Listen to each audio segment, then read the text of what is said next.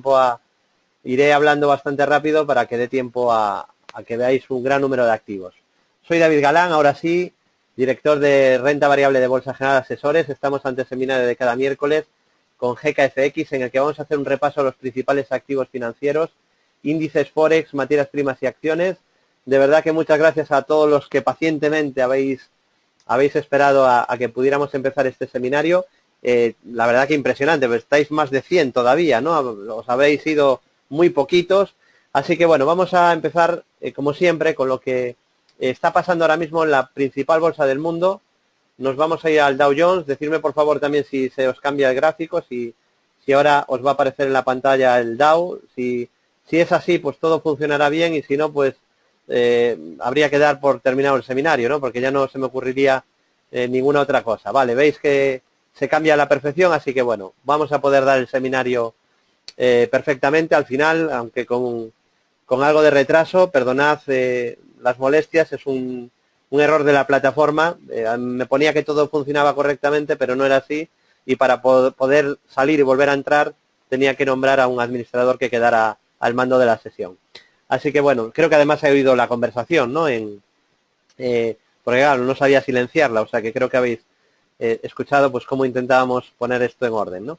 Bueno, Dow Jones, podemos ver que está ahora mismo corrigiendo además con bastante fuerza. En el caso del Nasdaq veremos además que ha chocado con una zona de resistencia muy importante, y en el caso del Dow decíamos antes que tenía un primer soporte en los 17.580 y sobre todo en el mínimo anterior, que es la zona clave en esta fase ascendente que tiene el Dow Jones. Yo creo que le vendría bien una consolidación, y el primer soporte está en el mínimo anterior en 17.484 puntos. Si nos vamos al S&P 500,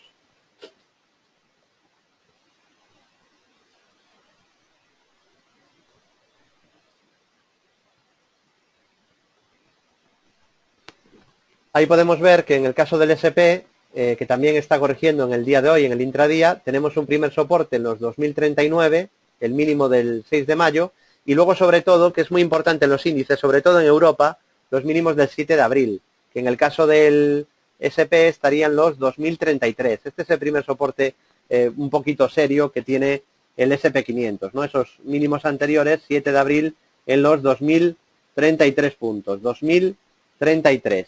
Y en el caso del tecnológico Nasdaq, hoy avisábamos por la tarde en nuestro centro de traders que había que tener un poquito de cuidado, porque lo veréis ahora donde se ha frenado el Nasdaq, y sobre todo la vela que ha dejado hoy el Nasdaq por la tarde en resistencia. Afortunadamente, pues lo hemos podido avisar en directo en nuestro centro de traders a todos los clientes para que lo pudiesen aprovechar, ¿no?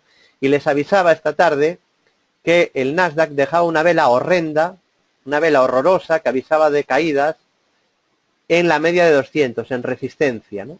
Más esta semana, bueno, nos han pedido algunos clientes que cuando veamos algo que sea realmente claro, que pusiéramos algún símbolo y cambiáramos el color, ¿no? Para que quedara muy claro que eso había que prestarle mucha importancia. Y hoy hemos estrenado hoy el primer aviso que hemos dado señalándolo y destacándolo en otro color, pues ha sido con el Nasdaq, ¿no? Avisando pues de esa horrible vela que dejaba en los máximos del día, ¿no? Empezó subiendo el Nasdaq, pero deja esta vela doji lápida, y una vez deja esa doji lápida, además en plena media de 200 sesiones, pues fijaros el resultado que ha tenido, ¿no? El haber dejado esa vela de doji lápida, ¿no? A partir de ahí, pues como veis, una fuerte caída.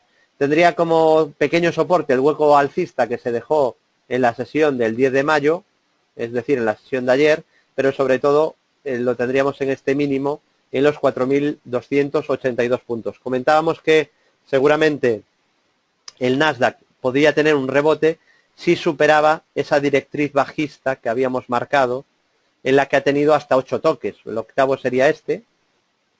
Comentábamos cuando hizo el séptimo que a esa directriz le quedaba poco tiempo, que pronto la iba a superar, y bueno, pues finalmente, como veis, se superó la directriz, y a partir de ahí, pues la subida, el rebote que habéis visto aquí, ¿no? Y ahora llega a la zona de la media, que dijimos que seguramente de superar esa directriz, el recorrido lógico era intentar buscar la media de 200 sesiones, y fijaros que fue ir a buscar efectivamente esa media de 200 sesiones y dejar ahí ya una vela doji lápida y a partir de ahí una fuerte caída. Así que bueno, corrección en Estados Unidos intradía, en el caso del Nasdaq tras avisar en la zona de la media 200 sesiones descendente dejando una vela doji lápida y a partir de ahí pues una fuerte corrección. Continuamos, tras haber visto el caso del Nasdaq, vámonos a ir ahora a la bolsa europea. Empiezo por el IBEX 35, va un poquito lento el programa, tiene algún problema, pero bueno, por lo menos se puede ir dando el seminario. Lo que pasa es que tarda un poquito más de lo normal en cargar, ¿no? En el caso del IBEX, las resistencias son los 8.839, que es la zona de máximos anteriores. Fijaros que ahí hay dos máximos más o menos en la misma zona, aunque no son exactamente en la misma zona, sí que está más o menos por el mismo nivel, y ahí tendríamos una primera zona de resistencia, 8.839. Y luego, como siempre digo, en la media 200 sesiones, que como veis está en fase descendente y por lo tanto es una zona de resistencia a tener en cuenta. Y luego ya estarían los máximos de 9.360, que son los máximos de los últimos meses, donde el IBEX dejó una pequeña figura de doble techo, desde la cual pues empezó esta corrección que veis, ¿no? En ese rebote que tuvo el IBEX, cumplió una estructura de 3 impulsos alcistas más dilatación. Subió un poquito más y ya en la zona de la media en gráfico diario, pues dejó luego esta pequeña figura de techo en gráfico horario, ¿no? Porque el IBEX, veremos ahora el IBEX en gráfico diario, el IBEX, claro, en esos 9.360, donde hizo ese pequeño doble techo intradía, que fue el inicio de esta consolidación o corrección que estamos viendo de muy corto plazo, ¿qué ocurría? Pues que el IBEX, fijaos, chocaba con la zona de la media. Recordaréis que nos hemos pasado meses avisando que la zona de la media 200 sesiones era una resistencia a tener muy en cuenta y que seguramente pues iba a costar mucho superar ese nivel, ¿no? No pudo con la media 200 sesiones, aunque sí superó el máximo anterior de 9.200, así que a partir de ahora hay que tener en cuenta que ha llegado a una resistencia importantísima de medio plazo y que el soporte de corto plazo es el mínimo anterior, en esa sucesión de mínimos y máximos crecientes, en los 8.256. Por debajo de 8.256 confirmaría debilidad, ¿vale? Por debajo de esos 8.256 confirmaría debilidad el IBEX, que ha chocado con la media 200 sesiones. Esto ya es un gráfico diario, ¿de acuerdo? Retomamos gráfico horario. Habíamos visto el IBEX, vamos a pasar ahora al Eurostoxx 50, la media europea.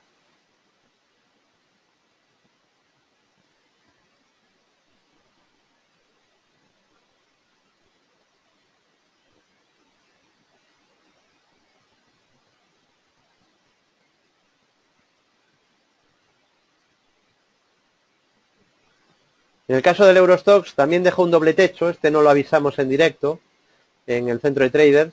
Veis el doble techo señalado en color amarillo, a partir de ahí una corrección importante, la media 200 sesiones está bajando y es una zona de resistencia junto al máximo anterior, al máximo de la sesión de este martes, en los 3.003 puntos, 3.003. Y como soportes tenemos por un lado los mínimos del día 6 de mayo, en los 2.893 y sobre todo el mínimo anterior, en la fase de rebote que ha protagonizado el Eurostoxx, en los 2.860. De hecho, el Eurostoxx pues se viene moviendo en una especie de canal lateral alcista, ¿no? Si ponemos gráfico diario en el Eurostoxx 50, vamos a poner el Eurostoxx en gráfico diario,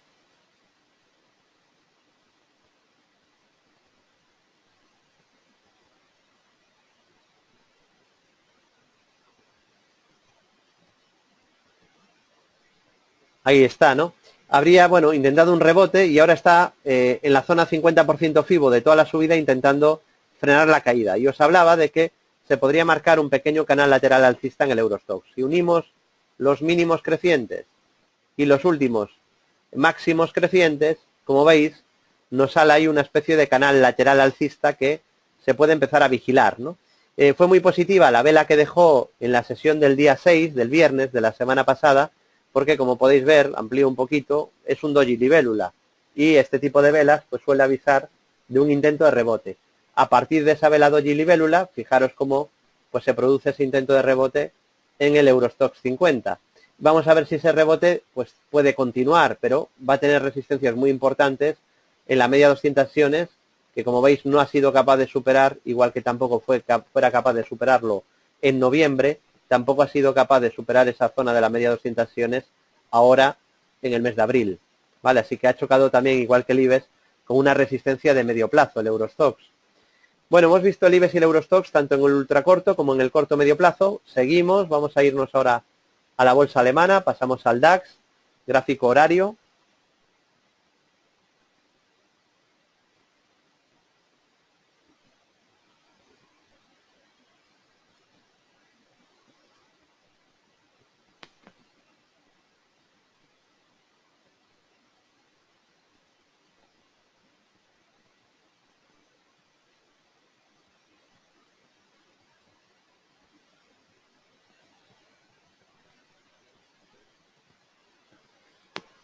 Bueno, ahí lo que podemos ver en el DAX es que ha chocado ayer, y lo comentábamos en nuestro centro de traders, con la media 200 sesiones. Vale, la media 200 sesiones está en fase descendente, es zona de resistencia, ha chocado con esa zona y ese es un primer nivel de resistencia. Mejoraría mucho, y hablamos de ultra corto plazo, el DAX, si superara los 10.106. Si superase esos 10.106. Y como soporte tenemos por un lado los 9.737, este nivel, 9.737, mínimos del 6 de mayo y sobre todo el mínimo del 7 y 8 de abril es importante en todas las bolsas.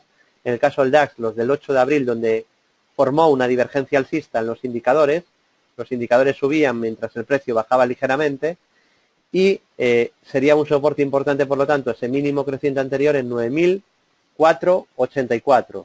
9.484 puntos, ¿de acuerdo? Ese sería un nivel de soporte a tener en cuenta, 9.484 puntos.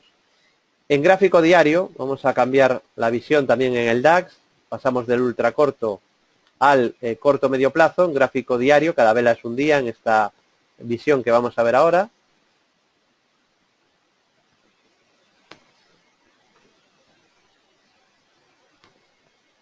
Bueno, aquí lo que podemos ver es que tampoco ha podido con la zona de la media 200 sesiones, se le está atragantando, igual que al IBEX, igual que al Eurostoxx. En este caso, igual que la anterior ocasión, el DAX ha intentado asomar la patita por encima de la media, pero la media no se gira al alza, y aquí pasa lo mismo. Intenta asomar la patita por encima de la media, pero la media no se ha girado al alza, y por lo tanto todavía no ha confirmado mejoría. ¿De acuerdo? Todavía no ha confirmado esa mejoría técnica. ¿Cuál es el dato positivo? El único dato positivo que se puede marcar, porque la media todavía baja, Europa está mostrando más debilidad que Estados Unidos. El dato positivo es que al menos sí tenemos una sucesión en el muy corto plazo de mínimos y máximos crecientes. Y por lo tanto es muy importante que no pierda el nivel que os comentaba antes de los 9.484 puntos, los mínimos del 8 de abril. De perder esos mínimos se confirmaría el deterioro. ¿De acuerdo? Así que vamos a ver si aguanta ese mínimo anterior para sostener este rebote que lleva protagonizando desde febrero. El problema es que la media 200 sesiones todavía no se ha girado al alza y por lo tanto es un obstáculo a tener en cuenta. Bueno, hemos visto el caso del DAX con la media 200 sesiones en fase descendente. Seguimos con el ultracorto plazo. Pasamos ahora del DAX al FTSE. Vámonos a la bolsa de Reino Unido, que es la que ha aguantado mejor en la sesión de este miércoles, con muchísima diferencia. Incluso ha cerrado en positivo, mientras el resto de índices europeos han caído entre el 0,50 del K40 y el 1,32 de la bolsa italiana, que ha sido de nuevo la peor. En general, lo vengo repitiendo en las tres principales radios de finanzas de España, donde colaboro todas las semanas, lo importante es que tengáis en cuenta que tenemos un sector muy volátil en Europa, que es la banca, que está moviendo mucho los índices y que a los índices que más les afecta es a Italia y a España. Por lo tanto, un sector bancario débil y además muy volátil provoca que donde hay más debilidad y sobre todo mayor volatilidad está siendo en la bolsa española y en la italiana, en el IBEX y en el MIB. Bueno, en el caso del FTSE está interesante para muy corto plazo. ¿Por qué? Porque vemos cómo está intentando un rebote y como ahora está consolidando.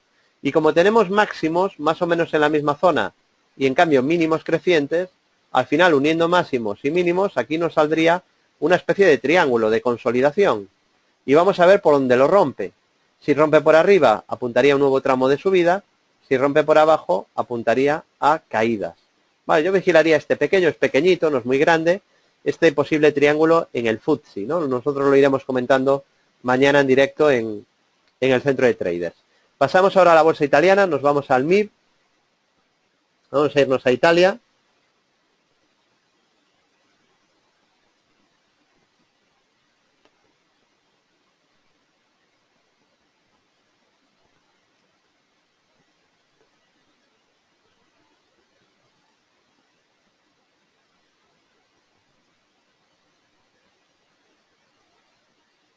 Bueno, en el caso de la bolsa italiana, en gráfico horario, lo que podemos ver es que también aquí la media 200 sesiones está en fase descendente y aquí también la media 200 sesiones, por lo tanto, es zona de resistencia. Además tenemos máximos y mínimos decrecientes en el ultracorto plazo y por lo tanto solo mejoraría el MIB de superar el máximo, el último máximo decreciente, que estaría en los 18.067, y luego ya tendría este máximo del mes de abril en los 19.062, que por cierto el MIB cumplió una estructura de 3 impulsos alcistas justo aquí, y tras cumplirla, esa estructura que fuimos siguiendo paso a paso en el centro de traders, justo tras cumplir esa estructura, vino la corrección, vino la caída.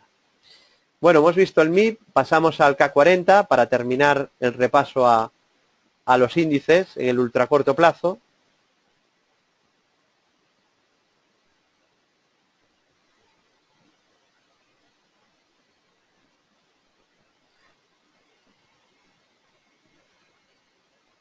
Y aquí lo que vemos en el caso del K40 también es un movimiento correctivo, hay máximos y mínimos decrecientes, lo hay desde hace bastante tiempo, y ahora en un intento de rebote que confirmaría el K40 de superar el último máximo a tener en cuenta.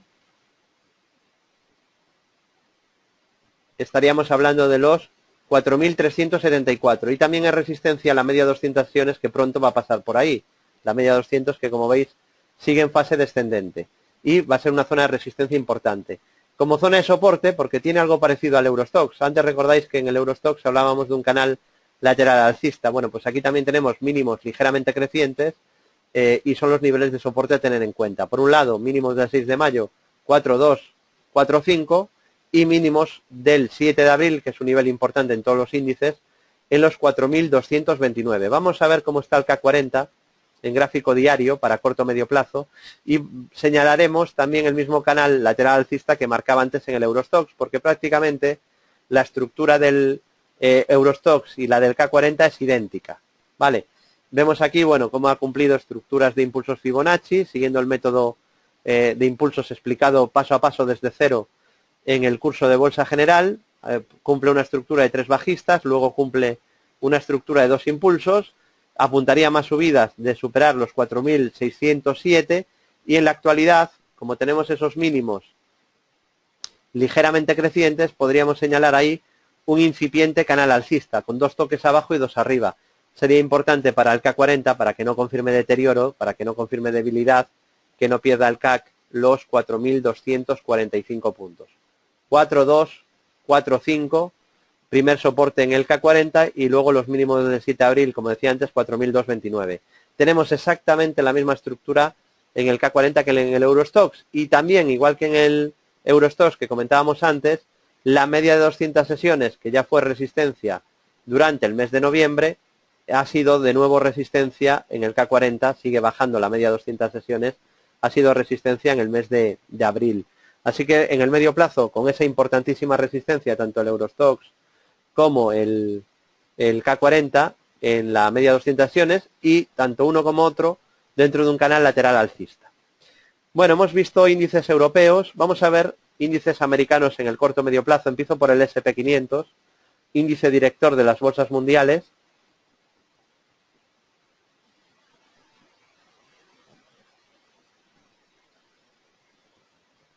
Bueno, lo que podéis ver en el caso del S&P es que está en una tendencia alcista impecable, de primaria, de largo plazo, desde el año 2009, es decir, que lleva 7 años de tendencia alcista. Y en el medio plazo vemos que el soporte clave son los 1810. De hecho, pues se puede marcar también un movimiento lateral en el último año, en el S&P 500, o en el último año y medio, casi ya. Es decir, que está dentro de una gran tendencia alcista primaria, consolidando niveles. ¿Qué es lo normal? pues lo normal es que esa consolidación se rompa a favor de la tendencia previa. Eso es lo más probable. Yo no sé lo que va a pasar. No es seguro que rompa por arriba, pero sí es lo más probable, ¿no? Como decía Charles Dow, una tendencia es más probable que continúe mientras no se generen señales de cambio de tendencia. Y en el SP se generaría una señal de cambio de tendencia solo en caso de que el SP perdiera la zona clave de los 1810 puntos, que es un nivel de soporte a tener muy en cuenta. Por debajo de ese nivel, ahí lo dejo escrito, seguramente tendríamos pánico vendedor. Y entonces sí, después de 7 años de traders que han negado la tendencia, que no se han perdido la subida, que han avisado de caídas durante 7 años mientras el mercado se triplicaba, ahí tendrían por fin su momento, por fin podrían tener razón, ¿no? Pero hasta que eso no ocurra, pues yo no le encuentro demasiado sentido a quererse anticipar a la tendencia, ¿no? Porque de momento, pues, no hay ninguna señal de giro. Y mientras esté por encima de 1810, como decía Charles Dow, es más probable que la tendencia siga a que la tendencia cambie. Comentar también que cumplió un doble suelo, que estuvimos avisando durante más de un mes, y que, bueno, pues lo he avisado en radio, en conferencias, en estos seminarios, en el periódico 5 días, en la web, en el centro de traders, que era esta figura de doble suelo al superar 1947, objetivo 2080. Esa figura finalmente se cumplió, estuvimos avisándola durante muchísimo tiempo, y ojo, mucha atención, porque de superar los máximos de la historia, 2134, podríamos marcar un nuevo objetivo, en este caso por una estructura de triple suelo, así que sería importante que el SP superara esos máximos del año pasado y máximos de toda la historia. En el caso del Dow Jones, está dentro de una tendencia alcista clara, consolidando niveles. Yo creo, como os decía la semana pasada y la anterior, que le vendría bien una cierta consolidación a la media de 200 sesiones, pero o a niveles FIBO de toda esta subida, porque esta última subida pues ha sido bastante vertical, ¿no? Desde mínimos de febrero, pues ha subido bastante rápido el Dow, ¿no? Yo creo que lo normal es que pronto inicie alguna consolidación. En el cuanto al medio largo plazo, está en tendencia alcista desde el 2009 y lo más probable también sería la continuidad de las subidas. El soporte a medio plazo estaría entre 15.370 y 15.450. Y en el caso del Nasdaq 100, vamos a ir al tecnológico, podemos ver también con mucha claridad cuál es el nivel clave que no debería de perder para que la tendencia alcista pues siga vigente y no peligre. Estamos en una tendencia alcista primaria desde 2009 con mínimos y máximos crecientes. Aquí además ha sido una tendencia fortísima, imperial, y el primer soporte obviamente, como en toda tendencia alcista, está en el último mínimo creciente. El último mínimo creciente en el Nasdaq es este, estaríamos hablando de los 3.786 puntos. Mientras no pierda esos 3.786 puntos, el Nasdaq 100 seguiría en tendencia alcista, cerca de zona de máximos del año pasado y cerca de máximos de la historia, del año 2000. Sí que decir que el Nasdaq está mostrando un poquito más de debilidad estos últimos meses que el resto de bolsas americanas, ¿no? A diferencia de lo que había ocurrido hasta el mes de noviembre del año pasado, estos últimos meses el Nasdaq 100, el tecnológico, está un pelín peor que la bolsa, con el SP o que el propio Dow Jones, ¿no? Bueno, seguimos, hemos visto índices europeos y norteamericanos, vamos a ver índices de otras latitudes, vamos al Bovespa, a la bolsa brasileira.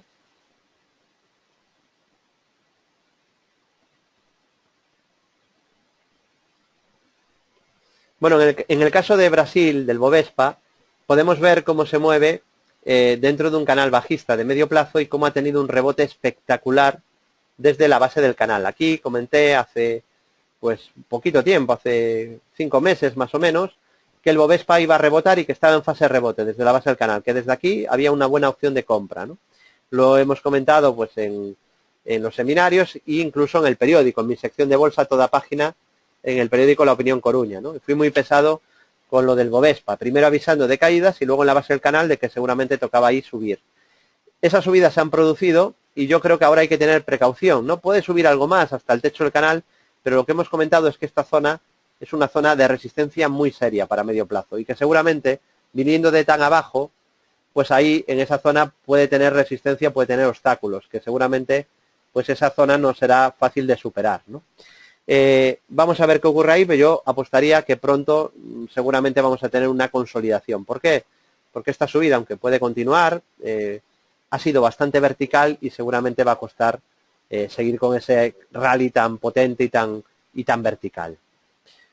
Pasamos al Nikkei. En el caso del Nikkei de la bolsa japonesa os había avisado que en caso de un rebote iba a tener muchos obstáculos, que principalmente la media de 200 sesiones descendente y el 61.8 de la caída.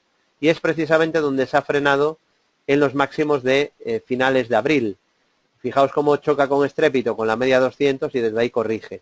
Como zona positiva o como punto positivo os dije que tenía soporte en el mínimo anterior, porque está intentando construir mínimos y máximos crecientes y que por lo tanto era muy importante no perder este mínimo, y mientras no perdiera ese mínimo incluso hasta se puede marcar ahí una directriz, no se ha roto.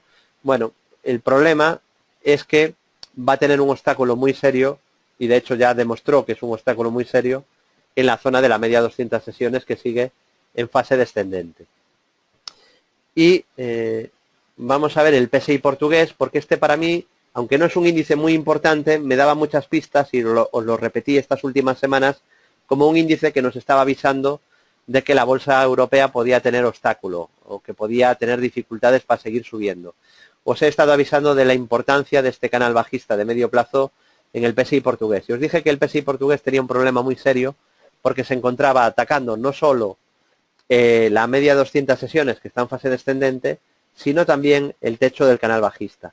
Y una vez más, el PSI portugués pues ha chocado con la resistencia. Así que fijaos qué curioso cómo ese escenario que os dije que seguramente íbamos a ver caídas en Portugal se ha cumplido, ¿no? Ha corregido desde el techo del canal. Vamos a ver, eso sí, si es capaz de aguantar este mínimo, aguantar este soporte en los 4.754 puntos. Vamos a ver si es capaz de aguantar ese nivel de soporte. Bueno, hemos visto índices. Vámonos a materias primas. Vamos a la plata. Vamos al gráfico de la plata.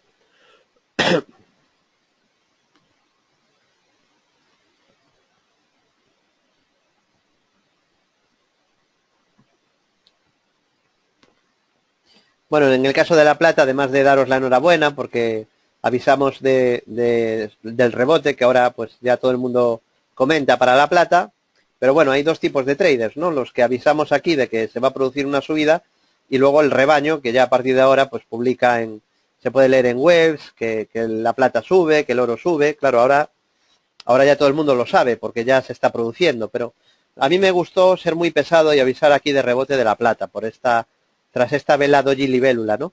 De hecho, un amable seguidor de estos seminarios me comentó aquí, en el mes de enero, con la plata, que me había equivocado, con la plata 13 con $50, me dijo que me había equivocado recomendando la plata y diciendo que iba a rebotar, ¿no? Bueno, ojalá me siga equivocando de esa manera durante muchísimos años, ¿no? Llevo equivocándome de esa forma 9 años en Bolsa General y espero seguir, ¿no?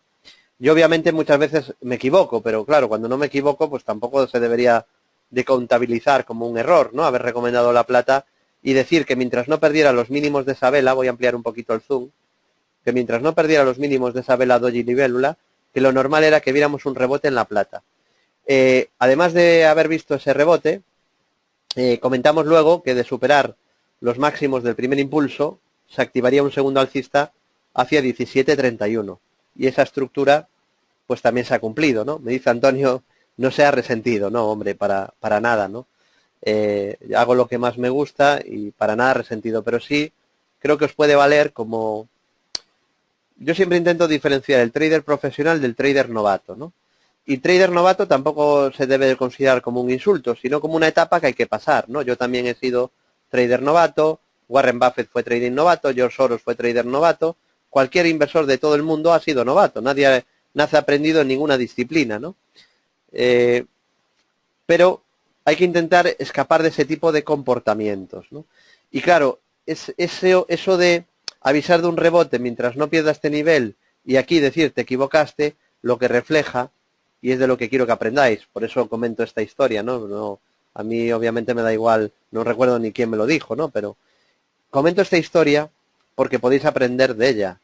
¿Y en qué sentido? Pues en la impaciencia. La impaciencia es uno de los grandes defectos de los inversores particulares. Y diría que cada vez va peor, ¿vale? La impaciencia es y yo creo que además va en aumento, porque claro, ahora lo bueno es que podemos operar desde casa, podemos operar cada segundo, es decir, no hay que esperar a ir a una oficina, a ir a una entidad, ni a llamar por teléfono y que te cojan el teléfono y decir, oye, que quiero comprar tal, no, lo haces desde casa y a un clic. Y claro, puedes tomar decisiones en cualquier momento. Estamos además en la edad de Internet, en la era digital.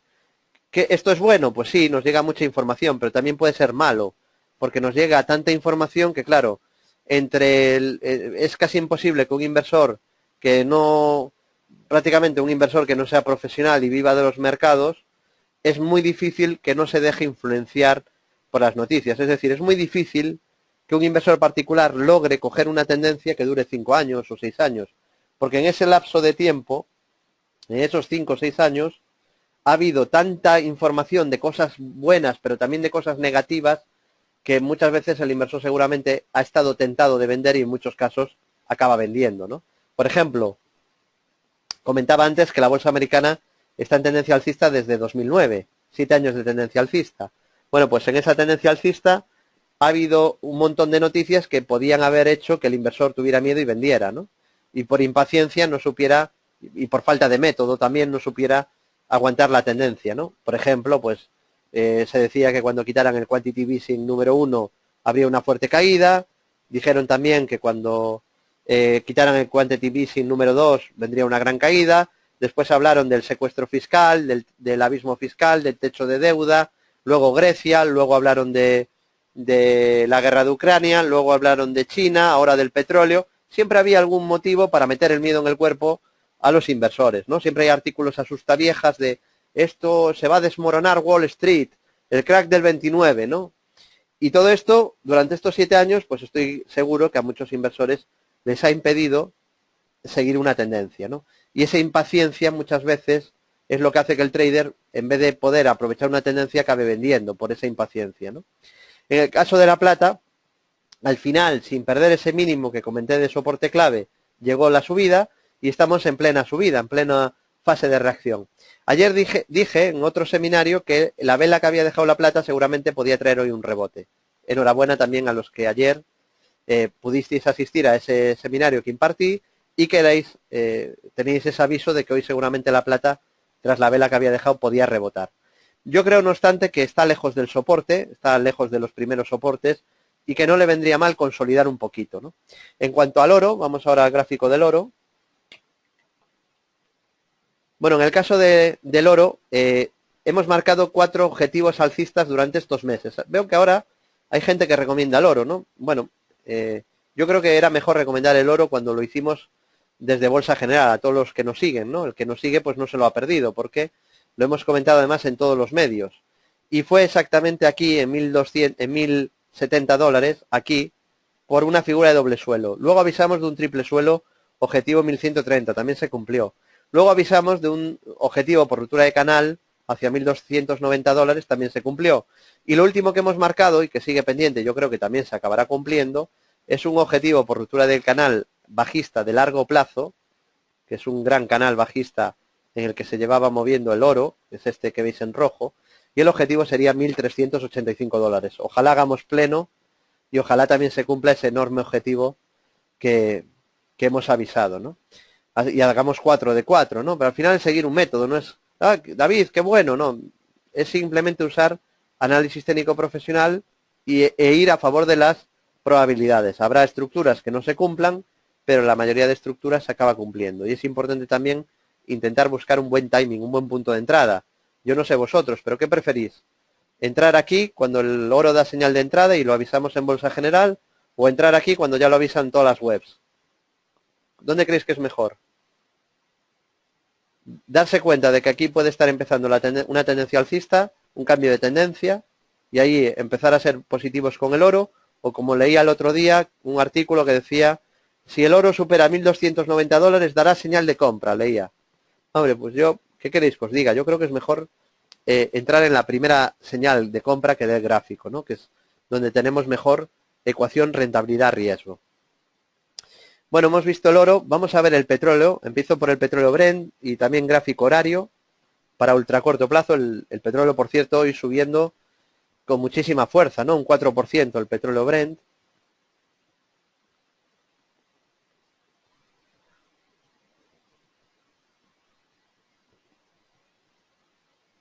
Comenta Iván, el que entre ahora en el oro igual se come una corrección de corto plazo a la zona de la media 200, se asusta y sale perdiendo en el oro. Claro, eso es un comportamiento perdedor que cometen muchos traders, ¿no? Que van detrás de los precios, que no entran cuando tienen que entrar, dicen, ay, qué pena, que se me escapa, ay, que se me escapa, ay, que se me va, y al final ese impulso de se me va el tren, se me va, acaba haciendo que compren en el peor momento, lejísimos de soporte y con una mala ecuación rentabilidad-riesgo, ¿no?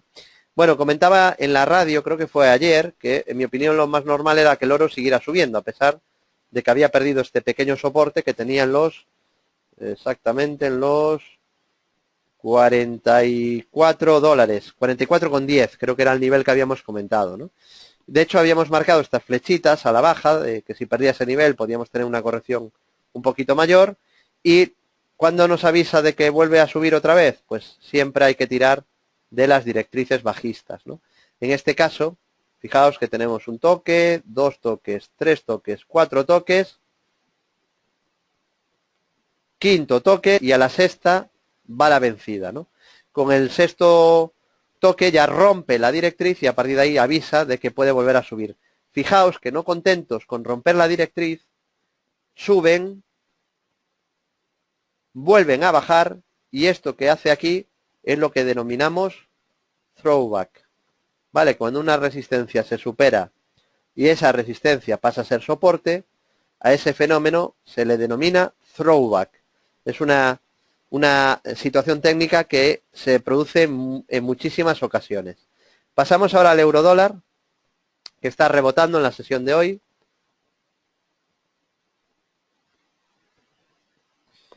Bueno, hemos visto el gráfico del petróleo, el Brent. Vamos a ir a ver ahora el gráfico del euro dólar. Vamos a Forex. Como siempre, ya sabéis, siempre seguimos el mismo ritmo. Empezamos con índices en ultracorto, índices en el corto medio plazo, Forex, materias primas y Forex, y luego lo último, alguna acción, ¿no? Hoy estamos muy mal de tiempo por ese problema técnico y vamos a ver como mucho una o dos acciones, ¿no? Bueno, pasamos a Forex, al euro dólar, a ver si carga ya el gráfico.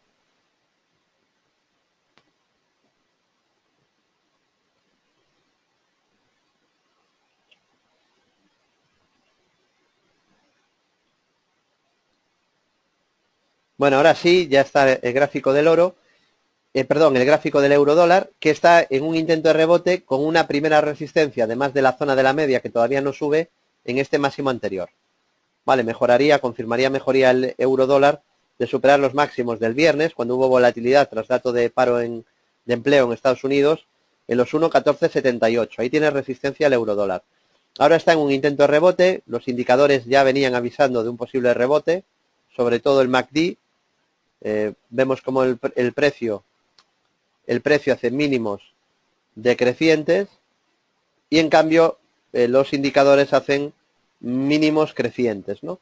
Eso es un aviso de que puede venir un rebote, el rebote se ha producido, pero falta que confirme superando 1,1478. Por encima de ese nivel mejoraría claramente en el ultracorto plazo el euro dólar. Y luego la resistencia que tuvo en los máximos del 22 de abril, perdón, en los máximos de principios de mayo, con el doji lápida en la zona de 1,1620, que avisamos en directo en el centro de traders que tras esa vela podía venir una corrección, ¿no?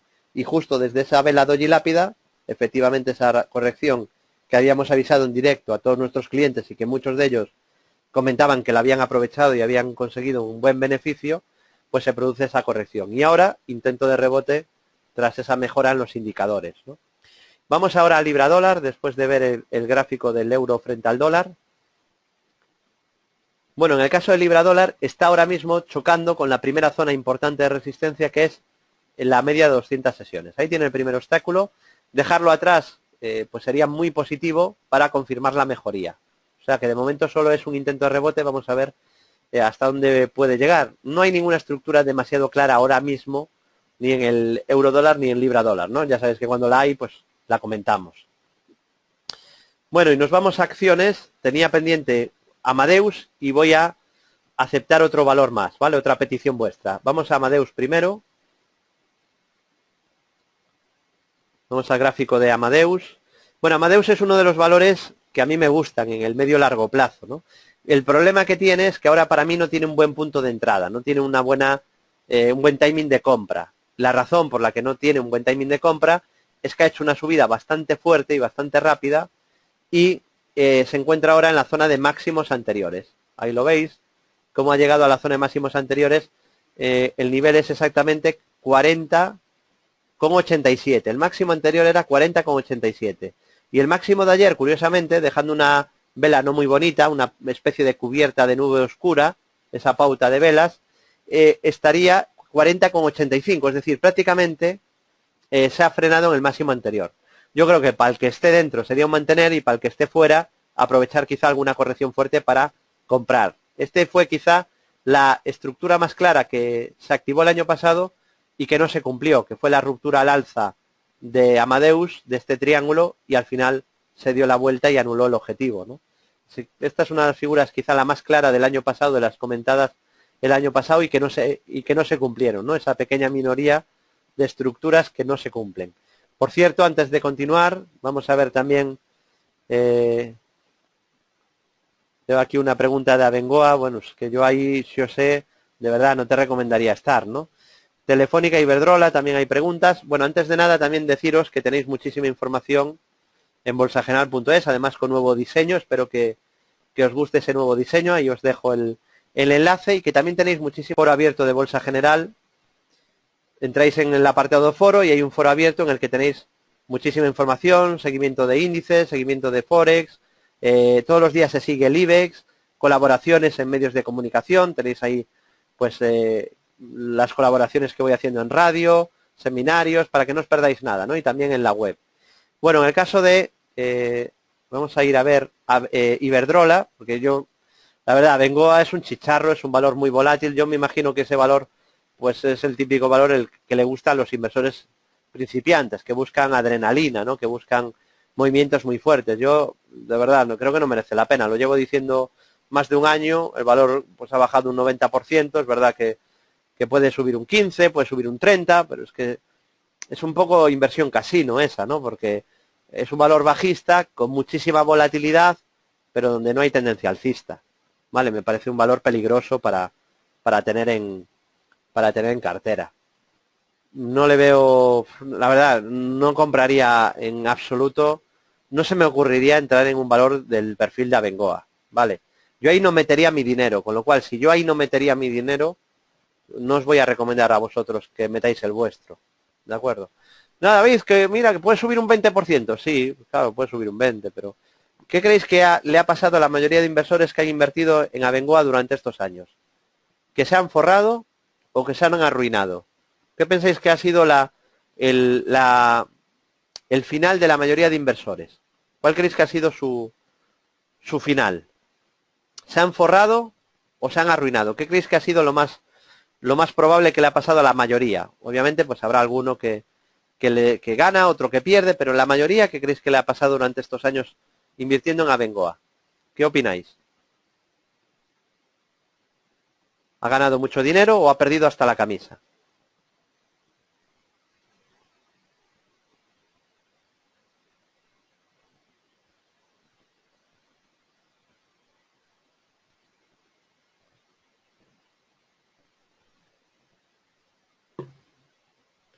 Aprovecho para beber un poquito de agua mientras me vais comentando. Y por cierto, este es el gráfico de Iberdrola ya, el que tenemos en pantalla, y este sí es un valor en tendencia alcista de medio plazo, ¿no? La clave para que Iberdrola no cambie la tendencia está en no perder la directriz alcista que venimos comentando desde hace ya muchos meses en Bolsa General y en estos seminarios. Ya el año pasado hablábamos de esta directriz verde y ha vuelto a funcionar nuestra directriz en este mes de abril. Perder esta directriz ya sería un síntoma preocupante. Incluso, mucho cuidado, porque de perder esta directriz podríamos plantear que esto, ¿qué figura sería? ¿Qué figura sería esta si ahora Iberdrola empieza a corregir?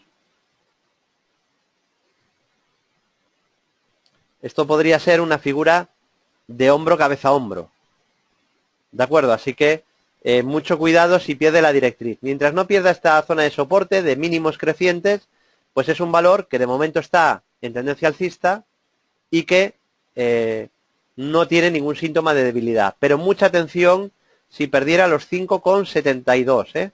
Por debajo de 5,72, la situación de Iberdrola a mí no me gustaría. Podríamos tener una importante corrección.